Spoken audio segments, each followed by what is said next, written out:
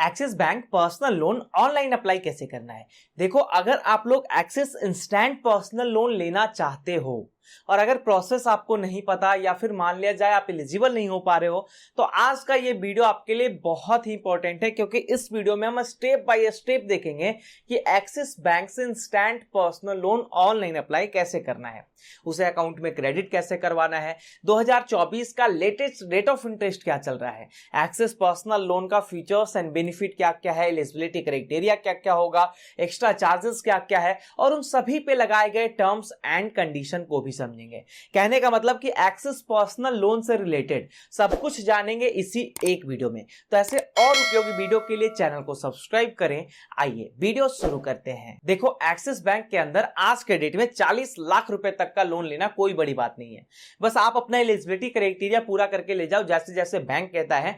अगर आप एलिजिबल हो गए ना, तो यहां 10.75% के स्टार्टिंग रेट ऑफ इंटरेस्ट से मैक्सिमम 40 लाख तक का लोन आपको मिल सकता है जी।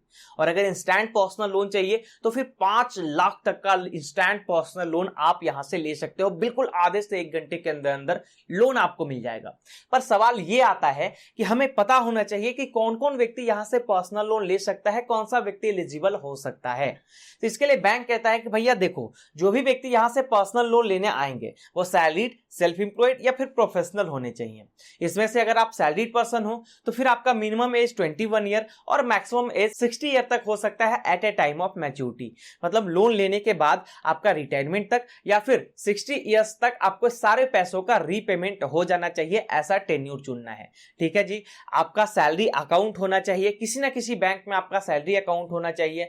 आपका नेट मंथली इनकम, अगर आपका एक्सिस बैंक का सैलरी अकाउंट है तो फिर नेट मंथली इनकम 15,000, और अगर आपका एक्सिस बैंक में अकाउंट सैलरी अकाउंट ना होकर के किसी अदर बैंक में सैलरी अकाउंट है तो फिर आपका जो नेट मंथली इनकम है वो 25,000 या उससे ज्यादा होना चाहिए।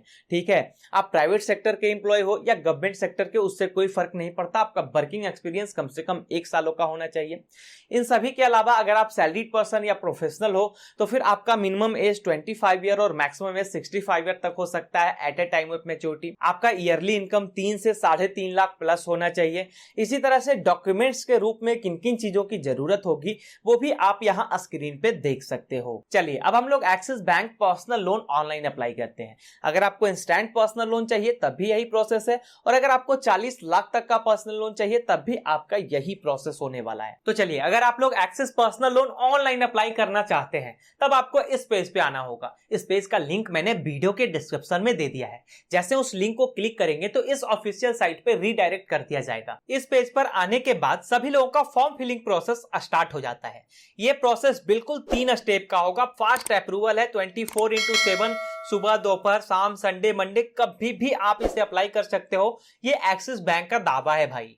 यहां आने के बाद फर्स्ट कॉलम में मोबाइल नंबर एंटर करना है, सेकेंड कॉलम में अपना डेट ऑफ बर्थ या फिर पैन नंबर, दोनों में से कोई एक को एंटर करके आप सेंड ओटीपी को क्लिक करें। फिर उस मोबाइल नंबर पर एक ओटीपी जाएगा, उस ओटीपी को यहां फिल करना है और करना है लॉगिन। लॉगिन करने के बाद बैंक कहता है कि इंस्टेंट 3 स्टेप में हम आपको लोन दे देंगे जी। यहां सबसे पहला स्टेप होगा पर्सनल डिटेल का। फिर जब एलिजिबल हो जाओगे अपना डिटेल फिल करके तो दूसरे में लोन ऑफर किया जाएगा कि आप कितने का लोन के लिए आप एलिजिबल हो रहे हो, और आपको अपना लोन अमाउंट सेट कर लेना है, टेन्योर सेट कर लेना है। फिर तीसरे में लोन अमाउंट आपके अकाउंट में इंस्टेंटली क्रेडिट हो जाएगा। यहां से प्रोसेस आगे बढ़ाने के लिए आपको दोनों बॉक्स को टिक करते हुए कंटिन्यू को क्लिक करना है। कंटिन्यू करने के बाद अगले पेज में केवाईसी ऑप्शन चुनना होगा, जिसमें सभी लोगों को 2 ऑप्शन मिलता है। पहला इंस्टेंट और डिजिटल केवाईसी करवाने का 5 से 10 मिनट में जो कंप्लीट हो जाता है, या फिर 2 से 4 दिन वाला जो लेंदी प्रोसेस है वो।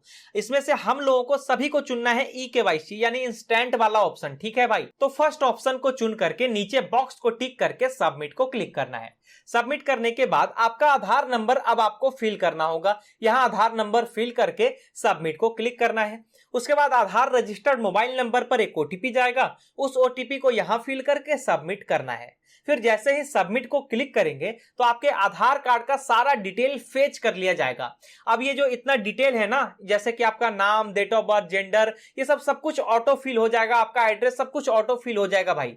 अब आपको ये सब फिल करने की जरूरत नहीं पड़ेगी। अब जो बचा हुआ डिटेल है ना, जैसे कि पैन नंबर, यहाँ ये जो कॉलम है पैन नंबर का, ये पैन नंबर का खाली कॉलम में अपना पैन नंबर फिल कर देना है। फिर ऑक्यूपेशन कि आप सैलरीड हो या सेल्फ एम्प्लॉयड। भाई मैं जिसके लिए लोन अप्लाई कर रहा हूं वो तो सैलरीड पर्सन है, लेकिन अगर आप सेल्फ एम्प्लॉयड को क्लिक करते हो तो इन सभी कॉलम को फिल करना होगा, जैसे बिजनेस कितने साल का है, दूसरे में बिजनेस का नाम क्या है। उसी तरह से ये सारा कॉलम आपको अच्छे से फिल कर लेना है और बॉक्स को टिक करके आगे बढ़ना है। लेकिन यदि आप सैलरीड पर्सन हो और आपने सैलरीड को क्लिक किया है तो इन सब कॉलम को फिल करना होगा, जैसे आपका बैंक अकाउंट जो सैलरी अकाउंट है वो किस बैंक में है, ये सब अपना ऑप्शन सब कुछ चूज कर लेंगे। फिर लास्ट मंथ का कितना सैलरी आपके अकाउंट में आया वो लिख देंगे।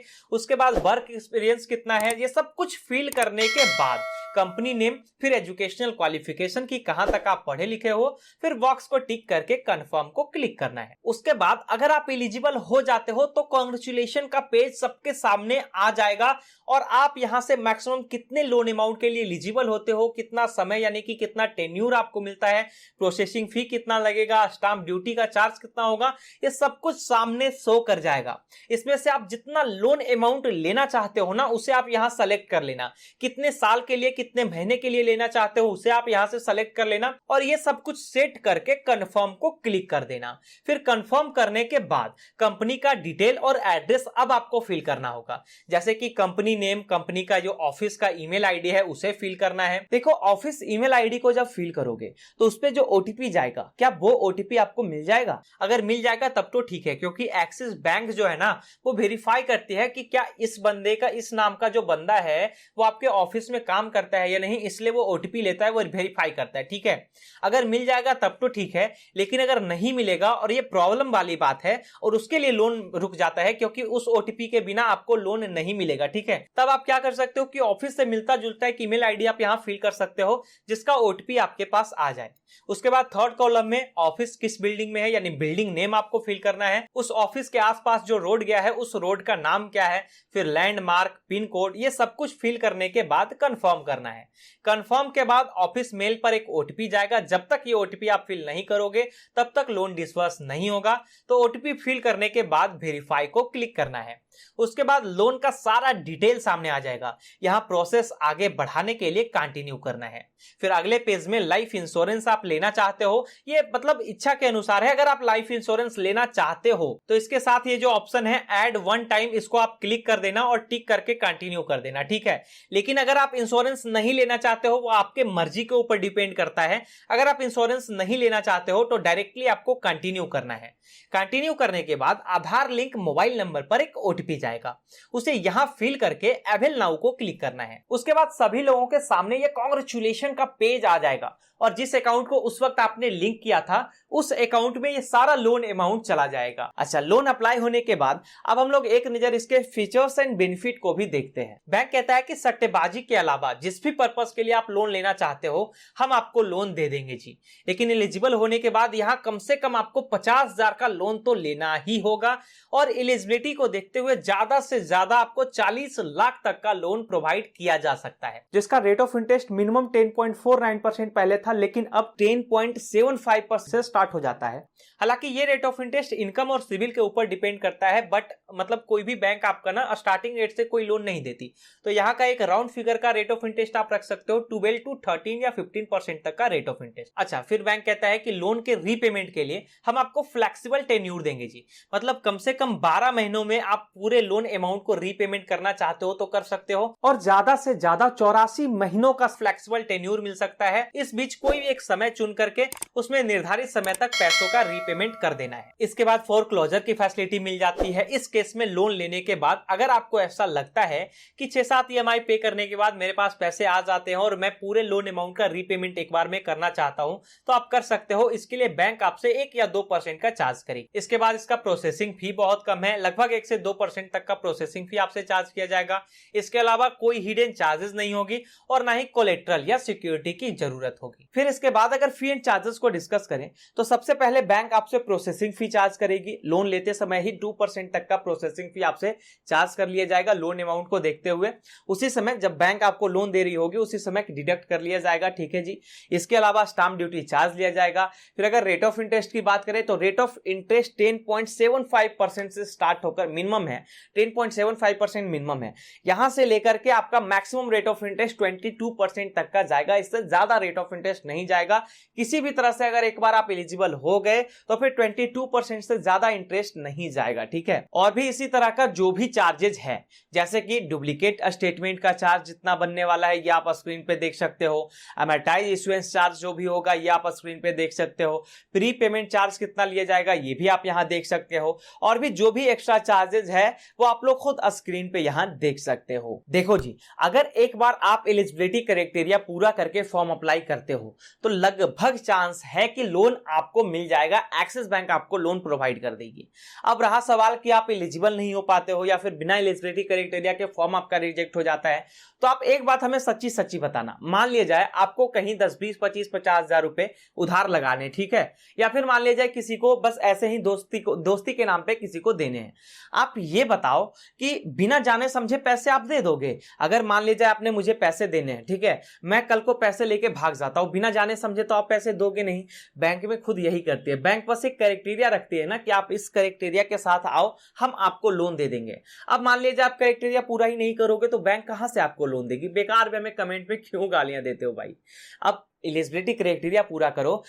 पता है एक्सिस बैंक में लगभग 80% तक का चांस होता है, और शायद ही 20%, वो भी 20% आपकी ही गलती होती है जो कि लोन आपको नहीं मिल पाता है। यहां लगभग 80% तक का चांस है कि लोन आपको मिल जाएगा। तो ये पूरा डिटेल था दोस्तों एक्सिस बैंक पर्सनल लोन का। हमें उम्मीद है कि आपने एक्सिस बैंक पर्सनल लोन का सारा डिटेल अच्छे से देखा होगा, अच्छे से समझा भी होगा। अब ये डिसाइड करने में कोई प्रॉब्लम नहीं होना चाहिए कि एक्सिस बैंक से पर्सनल लोन लेना है या फिर नहीं लेना है, या फिर आप एलिजिबल हो पाओगे या नहीं हो पाओगे। अब ये डिसाइड करने में कोई प्रॉब्लम नहीं होना चाहिए। हाँ, अगर फिर भी कोई सवाल हो, कोई प्रॉब्लम हो इस वीडियो से रिलेटेड, इस टॉपिक से रिलेटेड, तो आप हमसे कमेंट में पूछ सकते हो। चैनल को अब तक आपने सब्सक्राइब नहीं किया है, देर किस बात की, चैनल को सब्सक्राइब करें, और ये वीडियो उपयोगी लगे तो इसे लाइक भी जरूर करें।